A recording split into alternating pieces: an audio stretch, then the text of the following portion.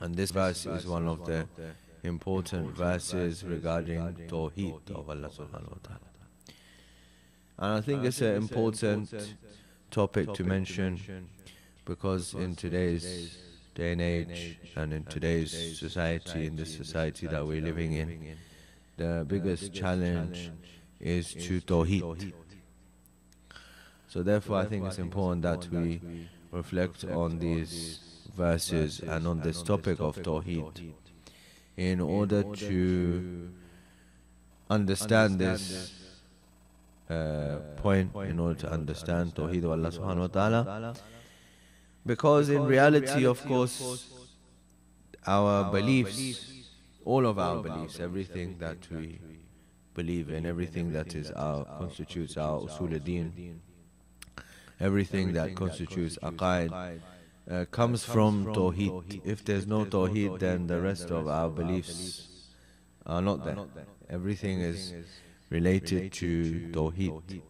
If we believe in Adl, it's because of Tawheed, and if we believe in Nabuwat and Imamat and Qiyamah, then all of these are to do with believing in Allah subhanahu wa ta'ala first.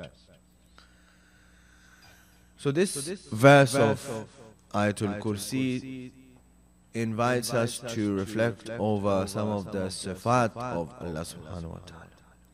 And of course this is an important area that we have in Tawheed, which is the Dhat of Allah subhanahu wa ta'ala, the essence of Allah subhanahu wa ta'ala, and the sifat, the attributes of Allah subhanahu wa ta'ala. And the necessity for us, because we are people or human beings who are limited by our physical and our intellectual capabilities, that we have to understand Allah subhanahu wa ta'ala through His sifat, through His attributes. So in this verse He's mentioned some of the attributes, two of the important attributes. Allahu la ilaha illahu al-hayyul qayyum. Regards to this, if we translate it literally, Hayy means the one who is ever living, Qayyum means the one who is always going to be there. But if we to understand this in terms of the meaning of the sifat, then it means Hayy is the one who has always existed, and Qayyum is the one who will always exist. Right? So Hayy is referring to the fact that He had no beginning, and Qayyum is referring to the fact that there is no end. In regards to this, there's a hadith from Imam Amirul Mu'minin alayhi salatu wasalam.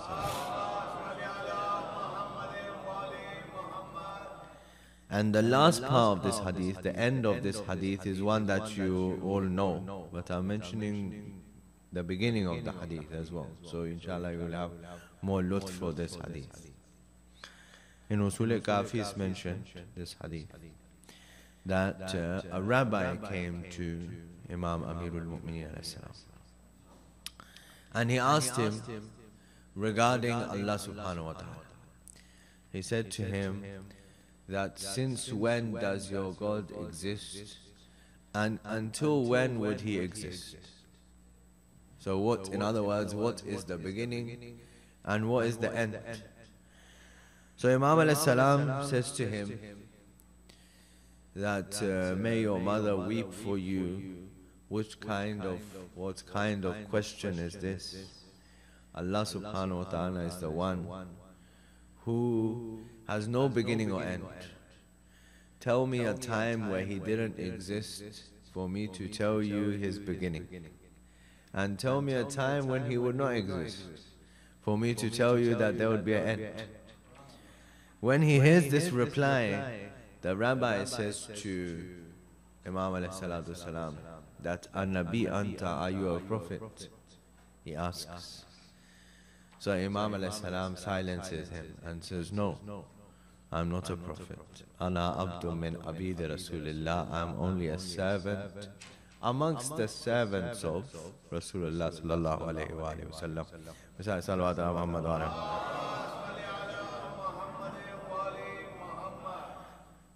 This reply tells us a number of things.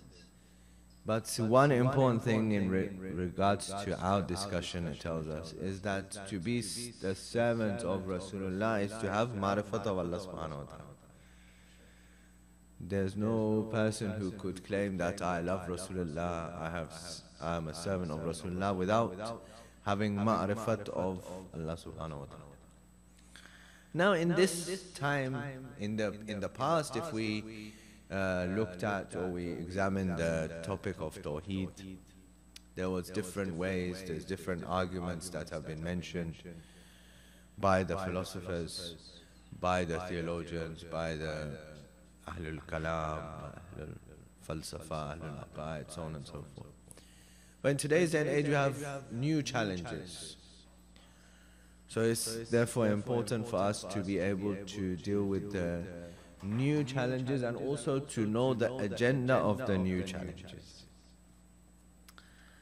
So of course you know, and I'm sure you're aware, and if you know, you can go on to Wikipedia and read about new atheism, which is a bit different to old atheism. And the distinguishing feature of new atheism is, what is it? Is that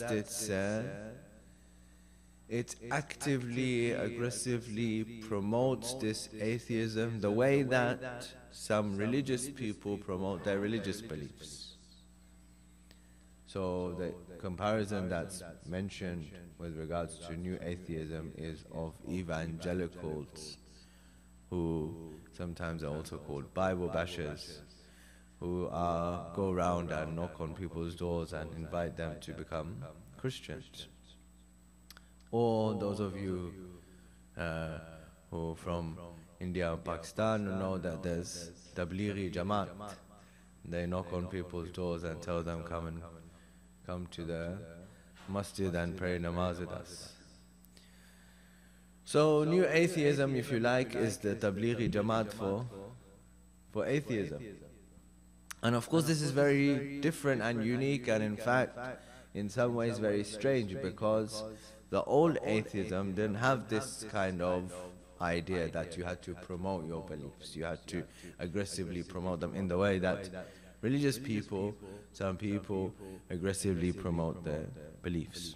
So in this regard, this new atheism, how do we understand where do the new atheists come from, and who are the people who are the, if you like, the proponents and the ones who present this new atheism? So of course, famous proponent Richard Dawkins, who wrote The God Delusion, Christopher Hitchens, who wrote God Is Not Great, then there's Dennett, and then there's Sam Harris. And these are the four people who are the main proponents of this new atheism idea. They all have their own backgrounds, and some of those backgrounds are controversial in themselves. But we want to focus on their ideas and their criticisms of the belief in Allah subhanahu wa ta'ala, why they aggressively want to promote this idea of atheism. So I'll give a couple of examples today, and then we want to mention the ayat as well, and some of the details regarding the ayat, and then inshallah ta'ala, if we have tawfiq, we'll go along and mention some of the other aspects and points of this in the coming nights as well. Recite salawat ala Muhammad wa ala.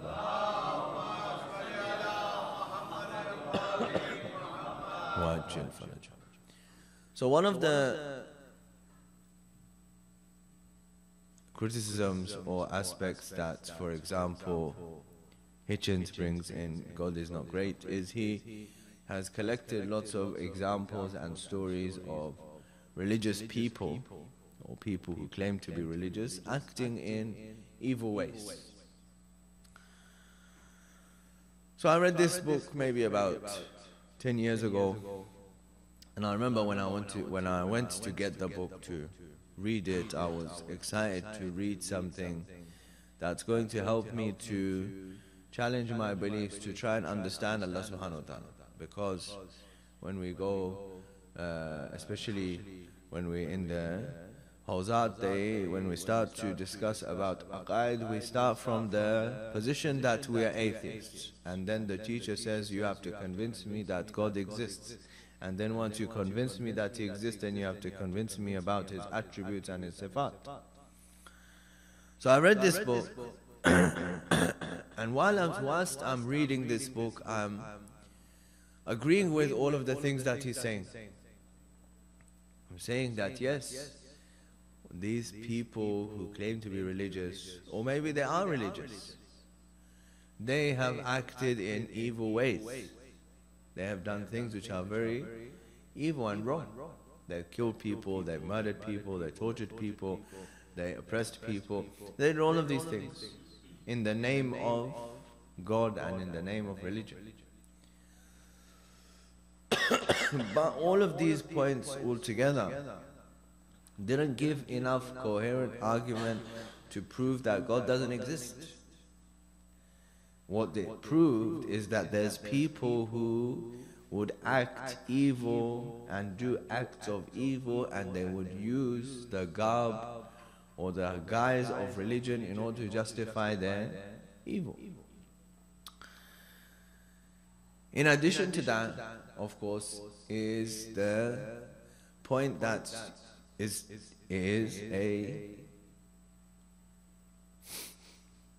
a disingenuous position to conflate God, the belief in God, in the Creator, with religious beliefs, right?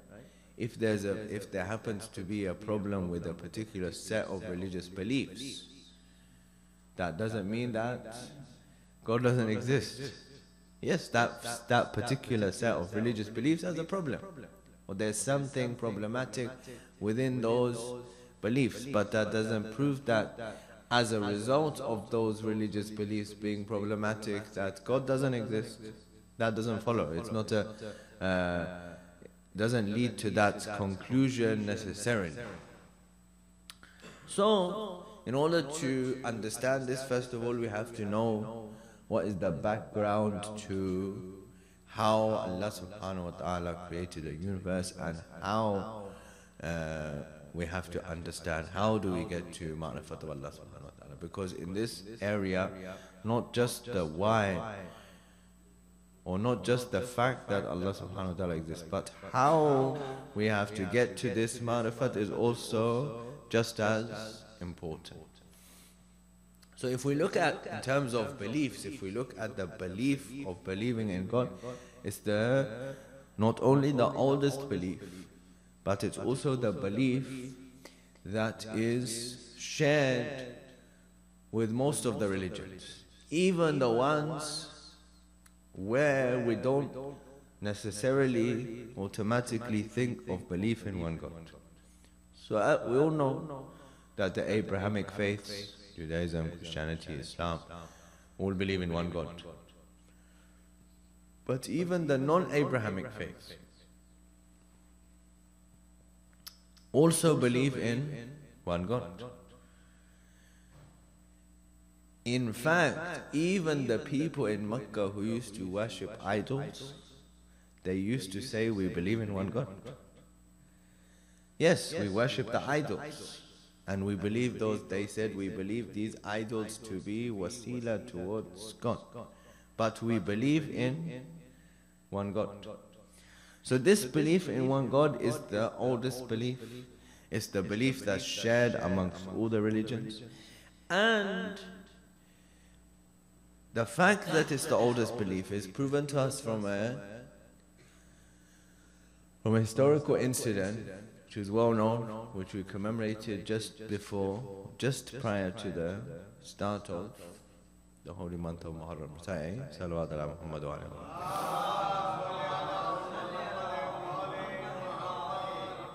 On the day of Mubahala, the people of Najran came. They had debates with Rasulullah. Everything was decided. They came to do Mubahala. Mubahala means that you come together and you pray to Allah subhanahu wa ta'ala, and Allah subhanahu wa ta'ala sends down la'nat on the one who is lying. So on the morning of, they had agreed to all of this. Hence the verse came down, ثُمَّ نَبْتَهِلْ فَنَجْعَلْ لَعْنَةَ اللَّهِ عَلَى الْكَاذِبِينَ. They agreed to all of this. But when they came on the morning of Mubahala, they said, we don't engage in the Mubahala. We don't accept your beliefs. We're going to keep our beliefs. But we're not going to engage in the Mubahala. By doing so, what did they prove? Of course, they proved a number of things, and I don't want to mention the event of Mubahala because that's a detailed topic in itself, but related to our topic about Tawheed. The people of Najran were proposing the idea of shirk. That because Isa a.s. doesn't have a father, therefore he's the son of God.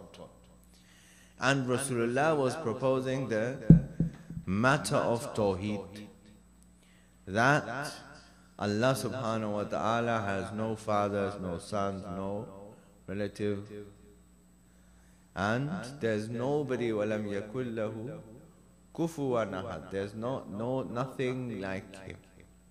And as far as Isa alayhi salam is concerned, إِنَّ مَثَلَ عِيسَى عِنْدَ اللَّهِ كَمَثَلِ آدَمَ خَلَقَهُ مِنْ تُرَابٍ ثُمَّ قَالَ كُنْ فَيَكُونَ.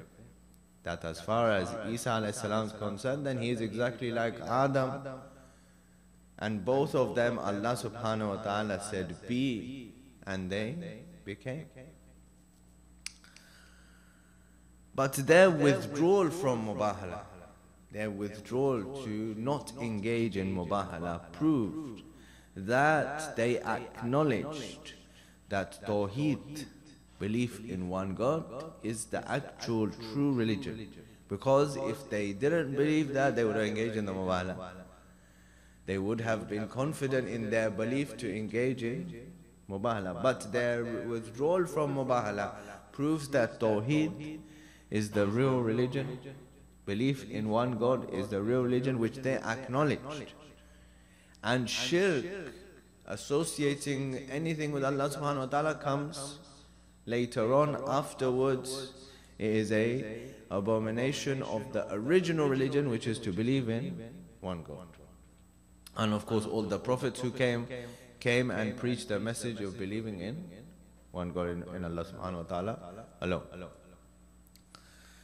Now, like we said, it's just as important to prove the ma'rifat of Allah subhanahu wa ta'ala, equally as important the way to get to that ma'rifat as well. Allah subhanahu wa ta'ala, in the beginning there's nothing. In the beginning there isn't anything. And in that beginning, when there isn't anything, then He creates. And He creates, and He gives us a reasoning behind His creating. He says that I created in order for me, kuntu kanzan makhfiya, I was a hidden treasure, and I created in order to be recognized, in order for there to be ma'rifat of Allah subhanahu wa ta'ala. Now, as far as our creation of human beings is concerned, Allah subhanahu wa ta'ala in Quran tells us about this creation, and He says, يَخْرُجُونَ مِن بُطُونِ أُمَّهَاتِكُمْ لَا تَعْلَمُونَ شَيْئًا. When you were created, when I was created, when every human being was created, لَا تَعْلَمُونَ شَيْئًا. You didn't know anything. I didn't know anything. In other words, I was born totally and utterly ignorant. Right? When a child is born, they are born without any knowledge, without anything. Then Allah subhanahu wa ta'ala gives them capability that the environment they're in, they will learn how to speak. When they learn how to speak, then they'll communicate. When they communicate, then they'll be able to seek knowledge. Then they'll go to school, college, university, so on and so forth, in order to seek knowledge. But when they are born, they don't know anything. But Allah subhanahu wa ta'ala is saying that I created in order to be recognized. The reason for creating is to be Recognize. So therefore that means there has to be somebody who's created that already recognizes. In creation there has to be somebody who is there and is created, and when they created they recognized Allah subhanahu wa ta'ala, and through that person everybody else is going to recognize him. So Rasulullah comes to our aid and he tells us, Kuntu nabiyan wa Adam bayn al-ma'i wa tin. I was a prophet when Adam was yet to be created. Ya Rasulullah, when was this? He will reply, there was no when. Where was it? There was no where. How was it? He says there's no when, and there's no where, and there's no how. There's only Allah subhanahu wa ta'ala and Mustafa sallallahu alayhi wa alihi wa sallam.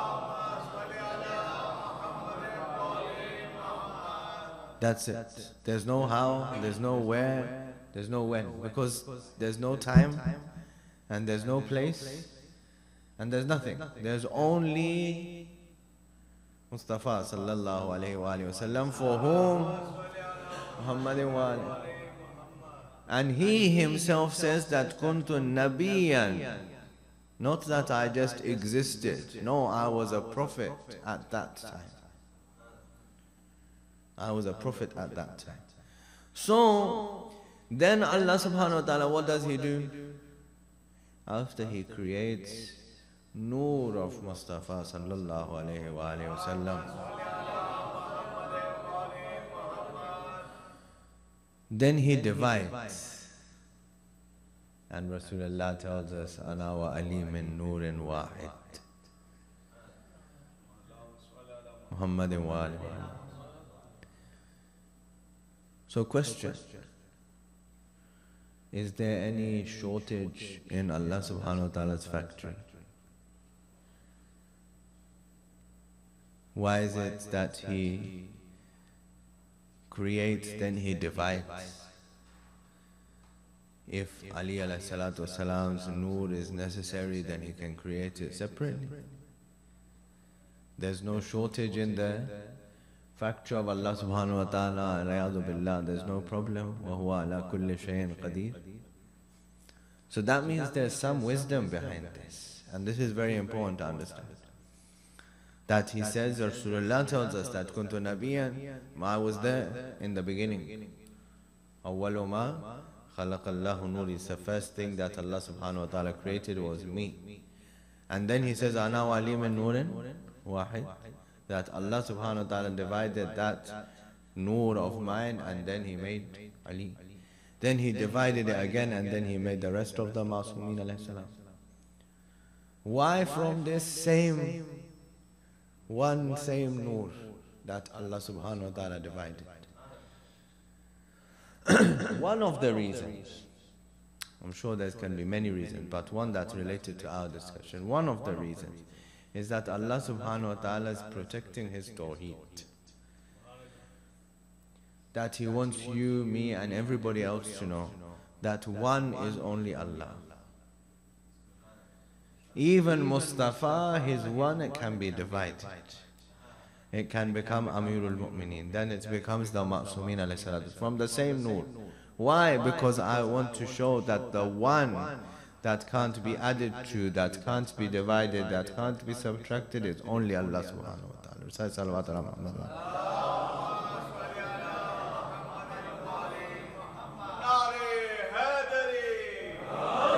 Recite another salawat ala Muhammad wa ala.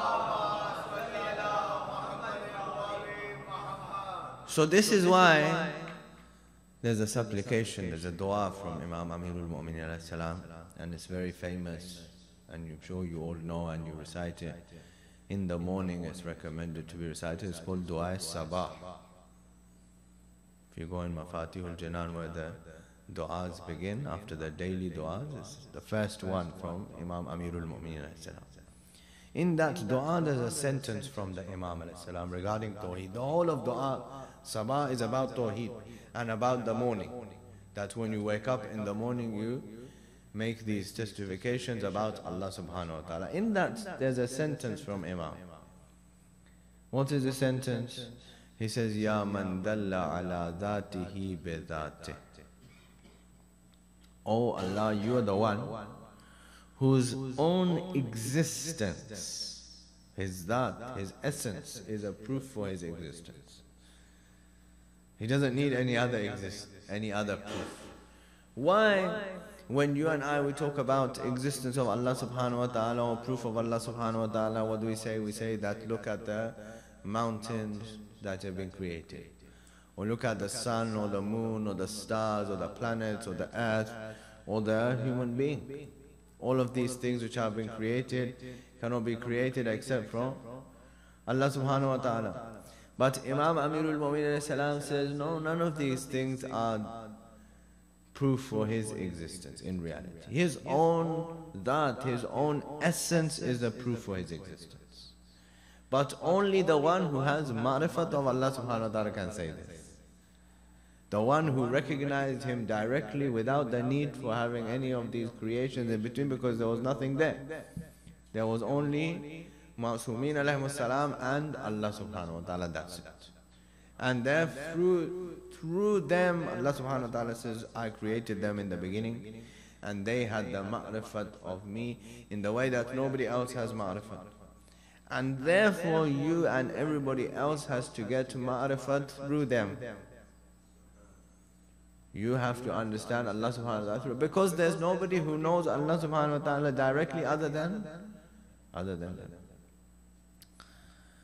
So in this regard, and you remember we'll keep the point about new atheism in mind, inshallah we'll come back to that tomorrow, or maybe the day after tomorrow if we have tawfiq from Allah subhanahu wa ta'ala. But this point is very important, that ma'rifat of Allah subhanahu wa ta'ala can only be achieved through Ahlul Bayt alayhi salatu wasalam. There's no other way to get or reach Allah subhanahu wa ta'ala other than through them.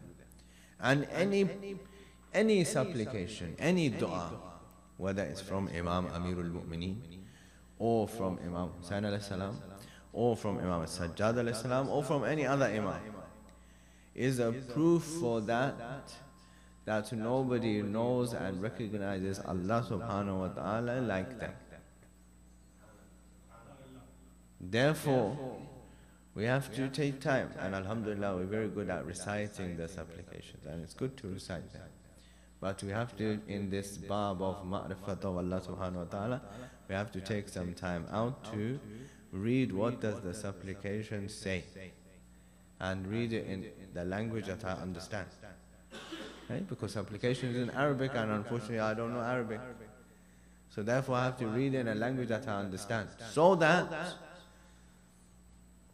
I can take it from being that's the supplication in order to apply it into my lives and increase my ma'rifat of Allah subhanahu wa ta'ala, because this is the way to increase the ma'rifat. Through Ahlul Bayt alayhi salam, and particularly through their supplications.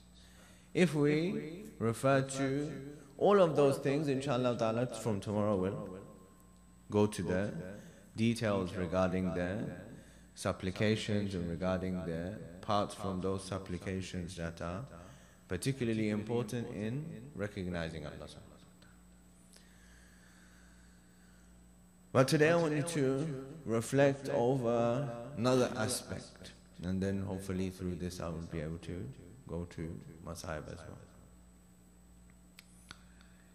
And that is that if you want to reflect over ma'rifat of Allah subhanahu wa ta'ala, then the best example of real and knowing Allah subhanahu wa ta'ala in the way that He deserves to be known is on the day of Ashura. There's many aspects to this, many aspects to it. And this is one of the evidences for the greatness of this tragedy, that every year we remember it, we recall it, we shed tears over it, and every year we're able to find a new aspect to this tragedy.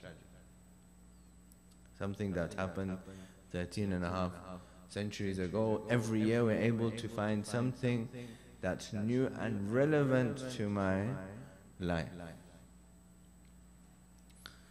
If you look at the way that Imam Hussain ﷺ prepares his journey and everything that he does on this journey, everything that he says on this journey, all of these things are reminders of ma'rifat of Allah subhanahu wa ta'ala. Otherwise, there's other people in Medina, notable people in Medina, sons of the companions, and they stay quiet, they don't say anything. Right? Question sometimes is asked, why is it Imam Hussain ﷺ didn't pledge allegiance to Yazid? My question is that when Imam Hussain ﷺ didn't pledge allegiance, why did everybody else pledge allegiance? Question is that everybody pledged allegiance, Imam Hussain ﷺ also should have pledged allegiance. So, my question is that when Imam Hussain ﷺ refused to pledge allegiance, why did everybody else pledge allegiance? For what reason? Why? Because they didn't understand Allah subhanahu wa ta'ala in the way that He deserves to be understood. That how can somebody like Yazid be the Khalifa? And it's not about Yazid, but it's about the principle behind it. Why? Because he said, Mithli la yuba'u mithlu. Someone like me will not pledge allegiance to someone like Yazid. So it's not about individuals, it's about the principle of understanding Allah subhanahu wa ta'ala and the one who goes against Allah subhanahu wa ta'ala. So Imam Hussain now, obviously on the journey there's many examples of this. Then when it comes to the day of Ashura, now on the day of Ashura, imagine that on the day of Ashura, Imam Hussain ﷺ and all the people who are with him, they know for 100% sure, certainty that we're going to die. Whatever we do today, we're going to die. And it's never been seen before or after that people would be, on the day of Ashura, people, companions of Imam Hussain ﷺ, would be competing with each other who's going to go first in the battlefield. This kind of concept regarding death, and death is very interesting. I'll just mention one sentence about this. The topic itself is very important, but one sentence. And that is that people who deny existence of God and are atheists, even those people, they can't deny death. Even those people who deny Allah subhanahu wa ta'ala, they can't deny death. Why? In English we have a saying, right? There's two things which are certain in life, death and taxes. Right? There's another one as well, but you can add it to yourselves. I won't mention it from the member. Salawat ala Muhammad wa ala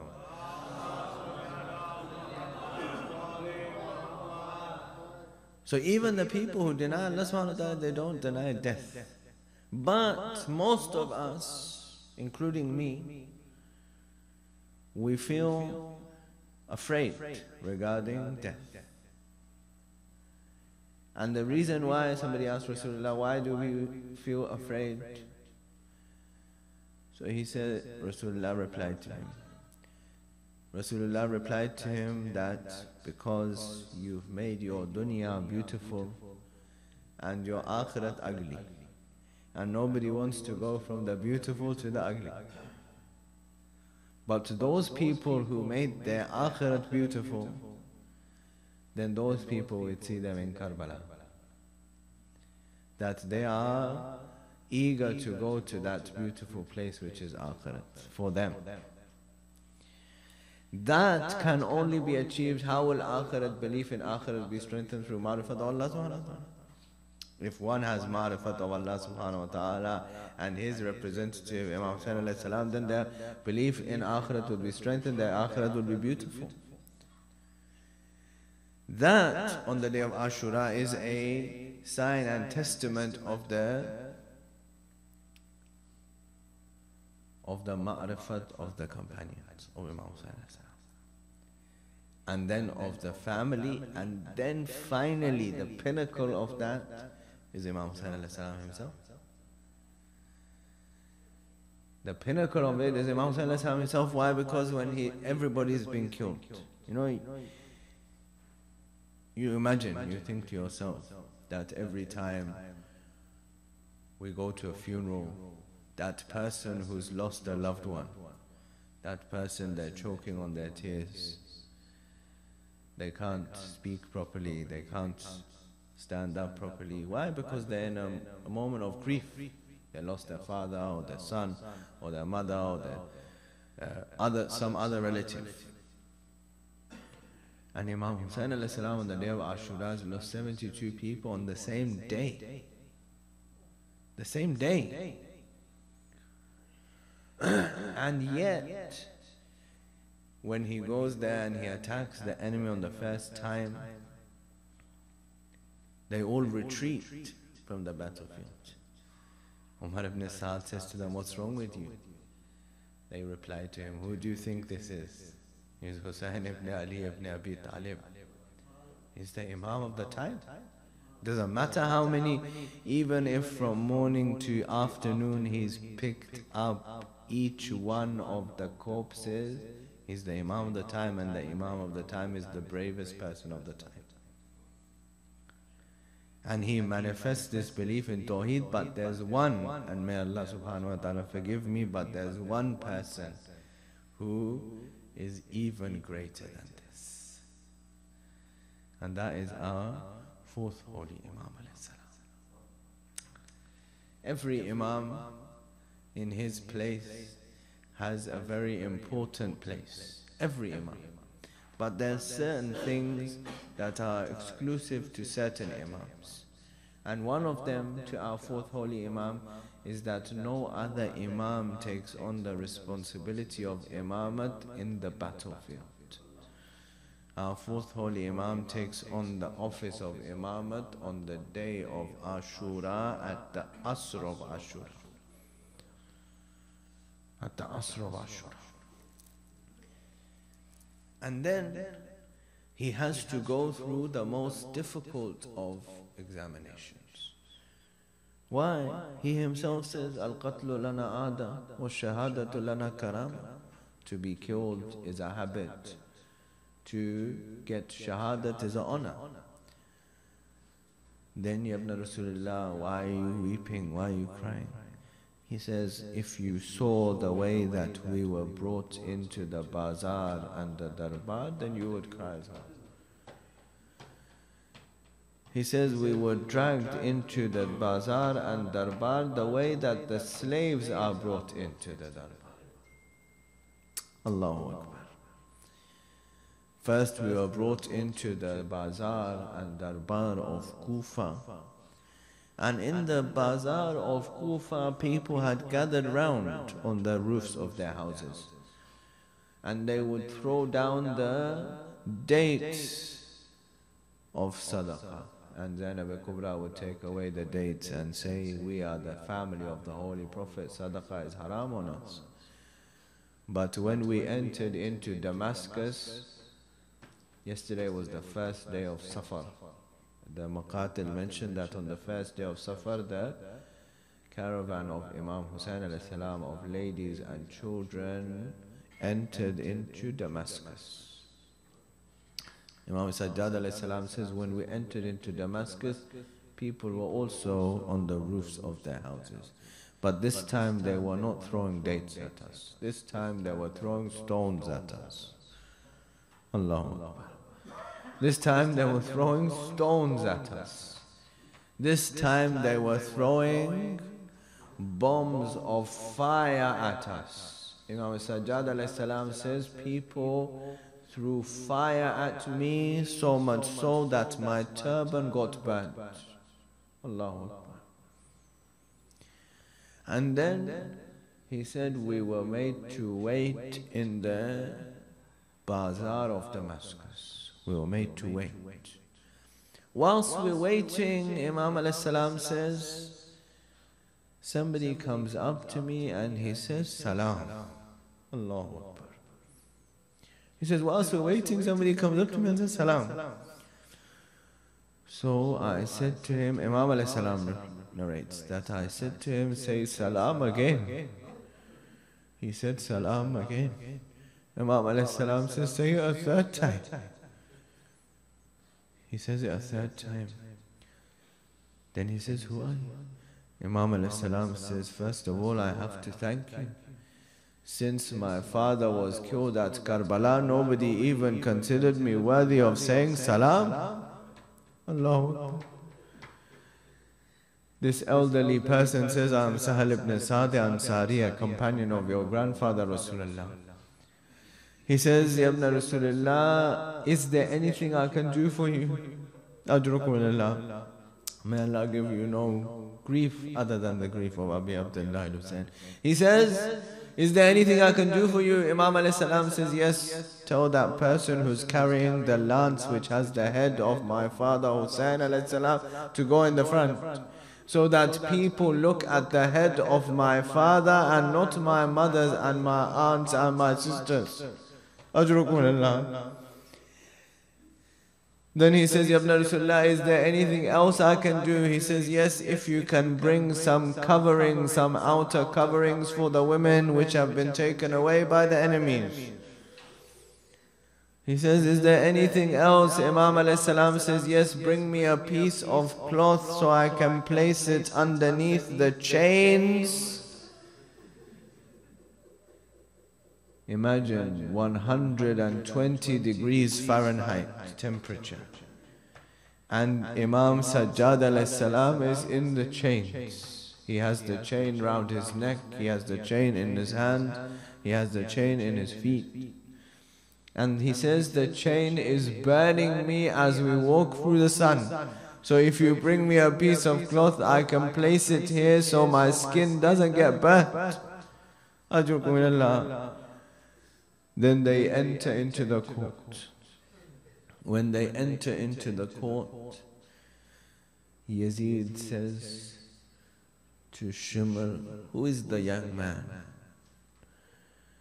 He says, this is Ali ibn al-Hussein. Yazid says, but I heard that Ali ibn al-Hussein was killed at Karbala.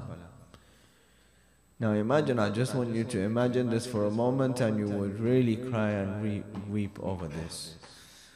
That Imam alayhi salam says, no, that was my brother Ali al-Akbar. Just imagine for a moment that you're standing in the court of Yazid and somebody asks you about the moment that your brother was killed, and in such a way that the spear was thrust into his chest. Imam Sajjad alayhi salam had to relive that moment. Ajrukumullah. Then he turns to the daughter of Imam Hussain alayhi salam. And he looks at her and he says to the 4-year-old daughter, he says that I heard that your father loved you a lot. Ajrukumullah. He says, I heard that your father loved you a lot. She says, yes, my father loved me immensely. He says, if he loved you a lot, then I want you to call out to him and him to come to you. Daughter of Imam Hussain alayhi salam raises her hands and she says, Baba, my love is being tested today in the court of Yazid. Everybody in the court is amazed to see the head of Hussain alayhi salam rises from the tray and it comes towards the daughter of Imam Hussain alayhi salam. And she says, Baba, look what happened to me after you. Allah wa la'natullahi. على القوم الظالمين وسيعلم الذين ظلموا أيّ منقلب ينقلبون. We pray to Allah subhanahu wa ta'ala to accept our majlis and for the acceptance of our tears and for them to be included in the handkerchief of Zahra salamullah alayha. For the sake of the tears which have been shed and the voices which have been raised, to forgive our sins and the sins of our marhumeen, and to elevate their status in the hereafter, to protect the followers of Ahlul Bayt ﷺ wherever they are in the world, in particular their lives, their dignity, their wealth, and their families, wherever they are going through suffering.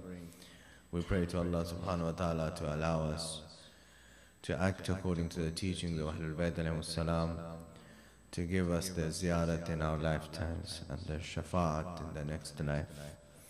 And we pray to Allah subhanahu wa ta'ala to hasten the reappearance of our Master and to make us amongst those who serve Him. رَبَّنَا تَقَبَّلْ مِنَّا إِنَّكَ أَنْتَ السَّمِيعُ الْعَلِيمُ بِحَقِّ مُحَمَّدٍ وَآلِهِ الطَّاهِرِينَ مَاتُمْ حُسَيْنٍ.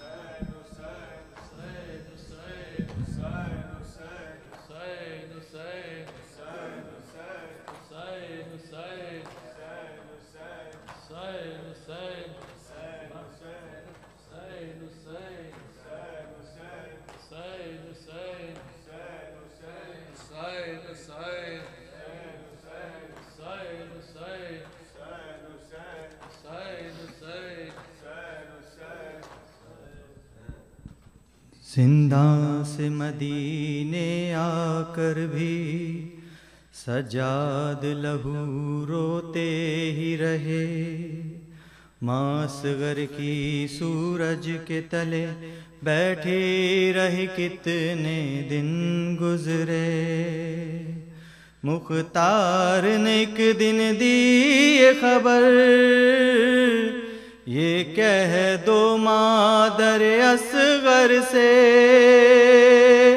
مارا گیا قاتل اصغر کا، اب دھوپ سے شہزادی اٹھیے۔ سجاد نے آ کر ماں سے کہا، اے اماں اب بیٹھو نہ یہاں، اب ٹھنڈا پانی پی لو ماں، اب سائے میں آؤ اماں۔ سجاد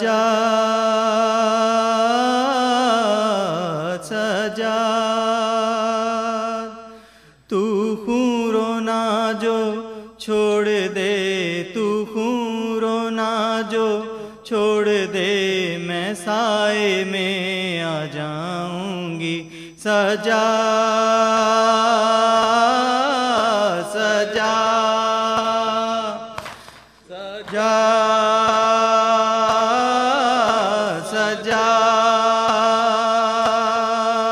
تو خون رونا جو چھوڑ دے، تو خون رونا جو چھوڑ دے، میں سائے میں آ جاؤں گی۔ سجاد پردہ غش کھا کر گرنا چھوڑ دے، غش کھا کر گرنا چھوڑ دے، میں سائے میں آ جاؤں گی۔ سجاد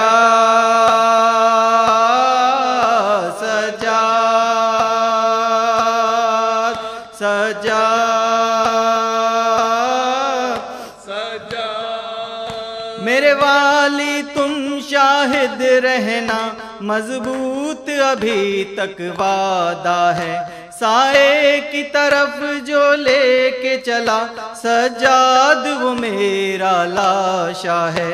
زینب میرا شانہ چھوڑ دے، زینب میرا شانہ چھوڑ دے، میں سائے میں آ جاؤں گی۔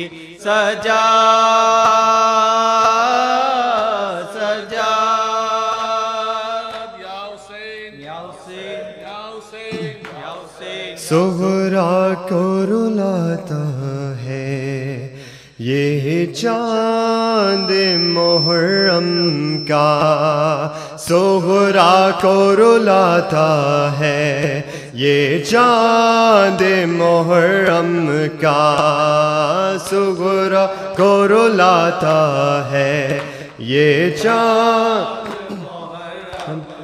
ہمیں صورت زہرا سے بھائی کے بچھڑنے کی، خاتون قیامت سے گھر بار اجڑنے کی، گھر بار اجڑنے کی روداد سناتا ہے یہ چاند محرم کا، صغرا کو رلاتا ہے یہ چاند محرم کا، صغرا کو رلاتا ہے یہ چاند محرم۔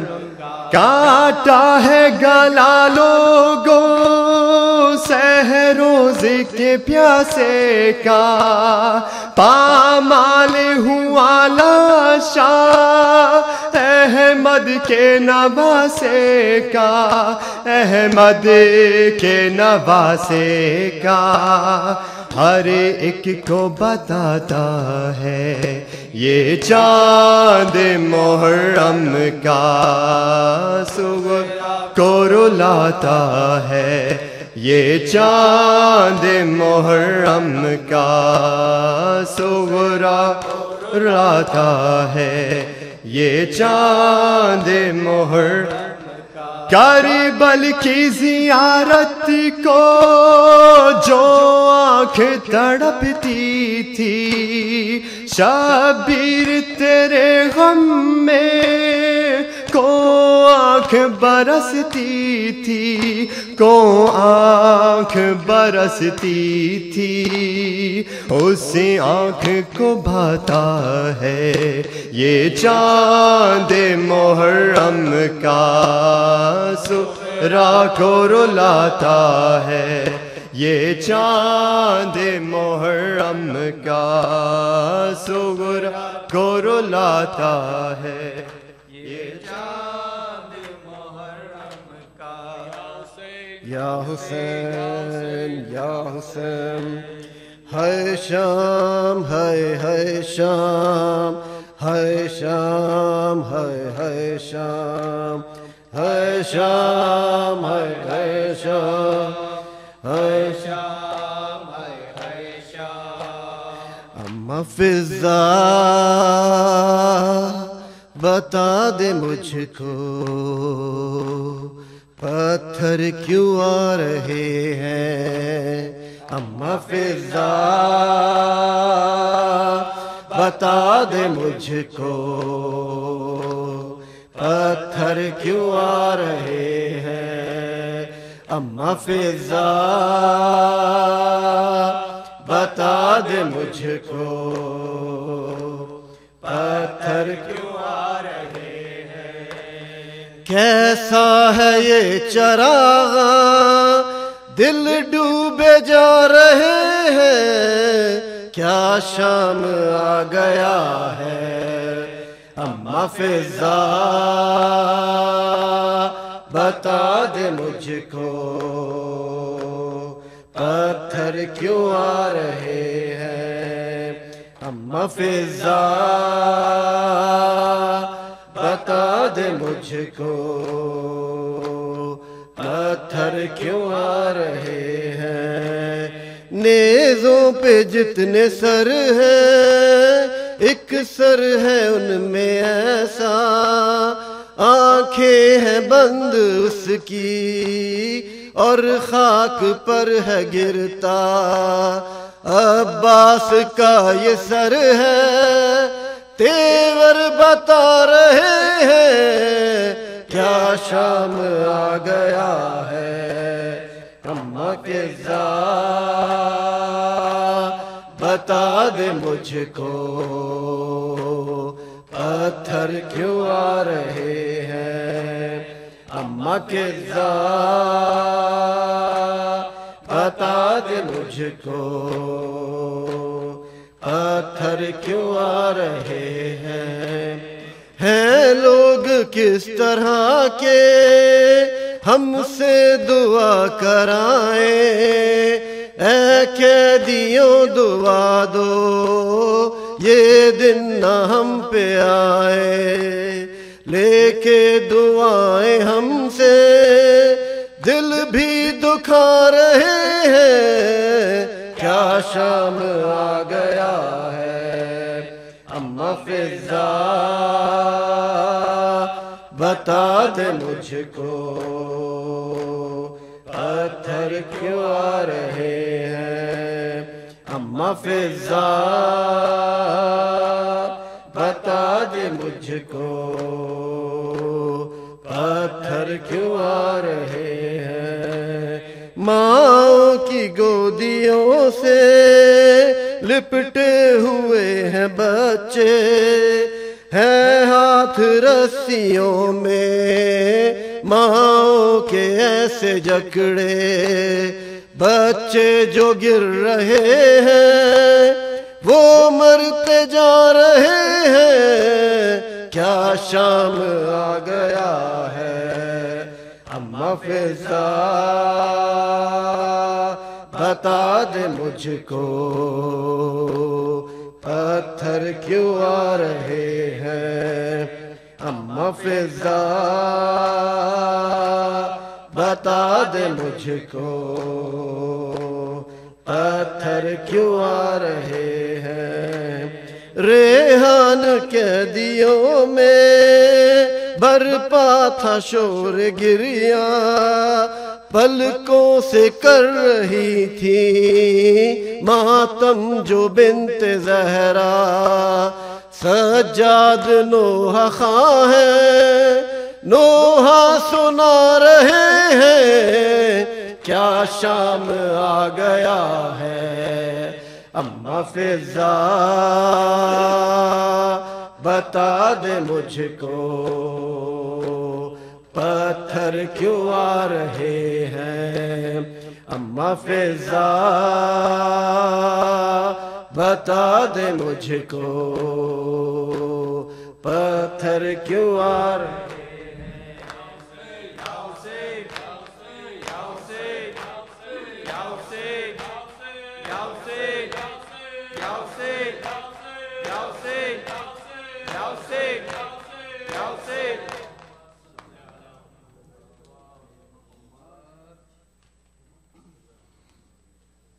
सल्लल्लाहु अलैहि या रसूल अल्लाह, सल्लल्लाहु अलैहि या नबी अल्लाह, सल्लल्लाहु अलैहि या जद्दल हसन वल हुसैन व रहमतुल्लाहि व बरकातुहू। ज़ियारत वारिसा। अस्सलामु अलैका या वारिस आदम सफ़वतुल्लाह, सलामु अलैका या वारिस नूह नबी अल्लाह, अस्सलामु अलैका या वारिस इब्राहीम खलील अल्लाह, सलामु अलैका या वारिस मूसा कलीम अल्लाह, अस्सलामु अलैका या वारिस ईसा रूह अल्लाह, सलामु अलैका या वारिस मुहम्मदन हबीब अल्लाह, सलामु अलैका या वारिस अमीर अल-मुअमिनीन वली अल्लाह, सलामु अलैका या इब्न मुहम्मद अल-मुस्तफ़ा, सलामु अलैका या इब्न अली अल-मुर्तज़ा, सलामु अलैका या इब्न फ़ातिमा अज़-ज़हरा, सलामु अलैका या इब्न खदीजा अल-कुबरा, सलामु अलैका या थार अल्लाह व इब्न थारह والوتر الموتور، أشهد أنك قد أقمت الصلاة وآتيت الزكاة وأمرت بالمعروف ونهيت عن المنكر وأطعت الله ورسوله حتى أتاك اليقين. فلعن الله أمة قتلتك، ولعن الله أمة ظلمتك، ولعن الله أمة سمعت بذلك وفرضت به. يا مولاي يا أبا عبد الله، أشهد أنك كنت نورا في الأصلاب الشامخة والأرحام المطهرة، لم تنجسك الجاهلية بأنجاسها ولم تلبسك من مدلهمات ثيابها.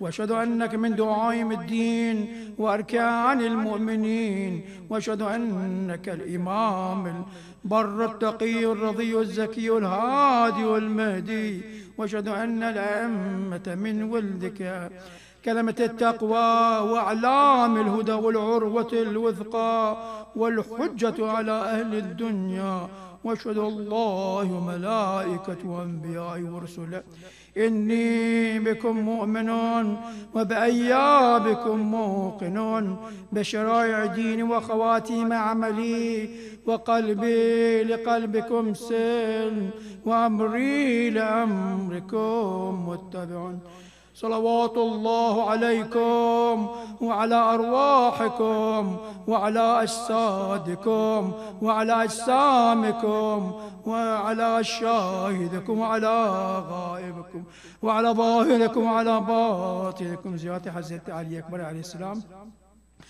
السلام عليك يا ابن رسول الله، السلام عليك يا ابن نبي الله، السلام عليك يا ابن أمير المؤمنين، السلام عليك يا ابن الحسين الشهيد، السلام عليك أيها الشهيد وابن الشهيد، السلام عليك أيها المظلوم وابن المظلوم.